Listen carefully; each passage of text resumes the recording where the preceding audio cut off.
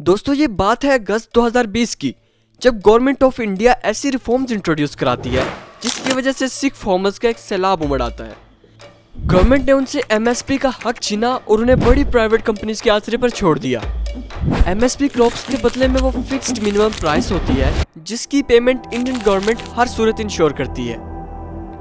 इस सबसे फार्मर्स की एक बहुत बड़ी पॉपुलेशन इफेक्ट होने वाली थी, जिसकी वजह से इतने सारे फार्मर्स एक साथ बाहर निकले। लेकिन इतनी प्रोटेस्टिंग के बावजूद मोदी सरकार ने क्यों कोई पॉजिटिव रिस्पॉन्स नहीं दिया, आइए इस बात को डिटेल से जानते हैं। दरअसल इंडियन एग्रीकल्चर पॉलिसी के ऐसे कई एस्पेक्ट्स हैं जो फार्मर्स को कंट्रीज इकोनॉमी का एक एसेंशियल पार्ट मानते हुए उनके राइट्स को इंश्योर करते हैं। लेकिन 2020 में इस पॉलिसी में ऐसी चेंजिंग्स की गई जो फार्मर्स के इंटरेस्ट्स के बिल्कुल अपोजिट थी। और क्योंकि इस केस में सबसे ज्यादा इफेक्ट पंजाब स्टेट के सिख फार्मर्स हुए थे, तो इनकी यूनिटी हरकत में आई और पंजाब, हरियाणा और आसपास की दूसरी स्टेट से फार्मर्स दिल्ली पहुंचे। ये निहत्थे फार्मर्स जो पीसफुल प्रोटेस्ट करके अपना हक मांगने के लिए निकले थे, उन्हें नजरअंदाज किया गया और उनके खिलाफ वायलेंस भी यूज की गई। प्रोटेस्टर्स के खिलाफ टीयर गैस और वाटर कैनन्स भी यूज की गई। इंटरनेट तो बंद किया ही गया था, लेकिन साथ जर्नलिस्ट और एक्टिविस्ट्स को भी गिरफ्तार कर लिया गया।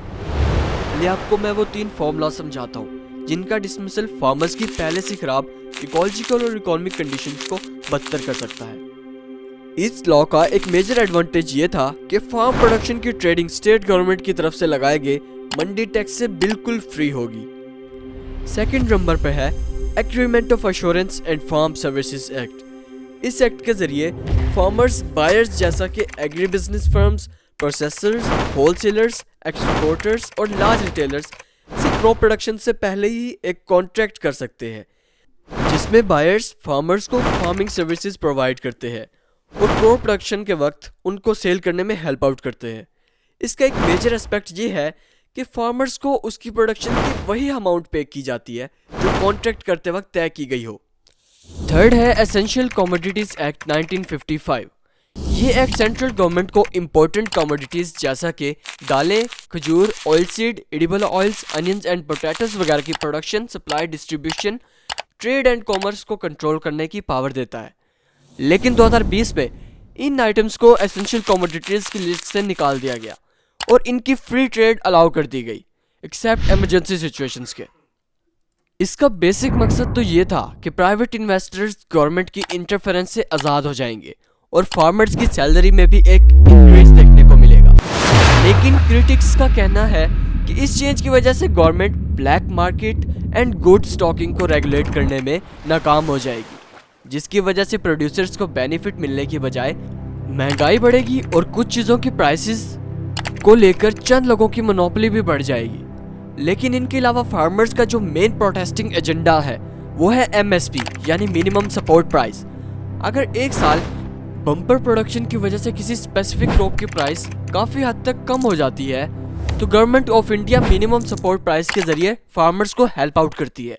सिंपल वर्ड्स में एमएसपी क्रॉप्स की एक गारंटीड प्राइस है। बिल्कुल इसी तरह गवर्नमेंट का एक मार्केटिंग बोर्ड है जिसे एग्रीकल्चरल प्रोड्यूस मार्केटिंग कमेटी यानी एपीएमसी कहते हैं।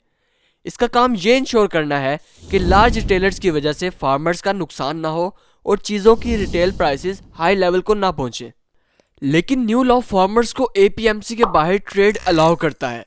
हालांकि इसका मकसद तो फार्मर्स को ज़्यादा ऑप्शंस और फेयर प्राइसेस देना है, लेकिन फार्मर्स को डर है कि ये न्यू लॉ एमएसपी सिस्टम का एंड हो सकता है। यानी अगर प्राइवेट बायर्स को एमएसपी ना देना पड़े और वो एपीएमसी सिस्टम से आउटसाइड बाइंग करें, तो वो फार्मर्स को एमएसपी से भी कम प्राइसेस ऑफर करेंगे। फार्मर्स इस बात को लेकर परेशान हैं कि अगर एमएसपी सिस्टम बंद होता है तो उनकी क्रॉप प्रोडक्शन की इनकम अश्योरेंस खतरे में पड़ सकती है। अभी के टाइम पे ये एक सिग्निफिकेंट इशू है। गवर्नमेंट ने 2 दर्जन के लगभग क्रॉप्स पे एमएसपी फिक्स भी कर दिया है, जिनमें मेनली चावल, गंदम, दालें ही एपीएमसी गवर्नमेंट मंडियों में खरीदी जा रही हैं। लगभग 1 साल प्रोटेस्ट करने के बाद नवंबर 2021 में इंडियन गवर्नमेंट ने इन लॉज को खत्म करने का फैसला किया। गवर्नमेंट इस बात पर भी एग्री हो गई कि वो फार्मर्स की दूसरी डिमांड्स पर भी बातचीत करेगी, जिनमें फिक्स्ड प्राइसेस और प्रोटेस्ट में हिस्सा लेने वाले सिख फार्मर्स के खिलाफ क्रिमिनल केसेस की सुनवाई शामिल है। इसके बाद प्रोटेस्ट खत्म हो जाते हैं, लेकिन इंडियन गवर्नमेंट 2020-21 में किए हुए प्रोमिसेस पूरे ना कर पाई और 2024 में इंडियन फार्मर्स एक बार फिर सड़कों पर निकल आए। फार्मर्स की डिमांड है कि उन्हें सोशल सिक्योरिटी की फॉर्म में पेंशन दी जाए ताकि रिटायरमेंट के बाद वो आराम से ज़िंदगी गुजार पाए। बिल्कुल इसी तरह गवर्नमेंट उनके एग्रीकल्चरल पर्पसेस के लिए गए कर्जों को माफ़ करे और मार्केट में फेक एग्रीकल्चरल प्रोडक्ट्स बेचने वालों के खिलाफ सख्त से सख्त कानूनी कार्रवाई करे, क्योंकि फेक सीड्स और पेस्टिसाइड से उनकी क्रॉप्स का काफ़ी ज़्यादा नुकसान होता है। Mahatma Gandhi rural employment guarantee act 1 साल में किसी भी घर के अनस्किल्ड अडल्ट वर्कर को कम से कम 100 दिनों का काम की तनख्वाह का राइट देता है, लेकिन फार्मर चाहते हैं कि 100 दिनों को बढ़ाकर 200 दिन कर दिए जाए। और एक बहुत ही इंपॉर्टेंट पॉइंट, फार्मर्स चाहते हैं कि इंडिया वर्ल्ड ट्रेड ऑर्गेनाइजेशन से अलग हो जाए, क्योंकि उनके ख्याल में वर्ल्ड ट्रेड ऑर्गेनाइजेशन से किए हुए एग्रीमेंट फार्मर्स के इंटरेस्ट के बिल्कुल खिलाफ होते हैं। अब देखना ये है कि इंडियन गवर्नमेंट इस क्रिटिकल सिचुएशन से किस तरह डील करती है। क्या इस बार फार्मर्स को अपना हक मिलेगा या फिर गवर्नमेंट फिर से फेक प्रोमिसेस करेगी? दोस्तों, मैं कॉन्स्टेंटली अपनी वीडियो रिसर्च को इम्प्रूव करने की कोशिश कर रहा हूँ, लेकिन फिर भी अगर आपकी कोई क्वेरी या सजेशन है तो आप मुझे कमेंट्स में बता सकते हैं। और हाँ, ऐसी मज़ीद इन्फॉर्मेटिव वीडियोस के लिए सब्सक्राइब कर लें और वीडियो को लाइक कर लें।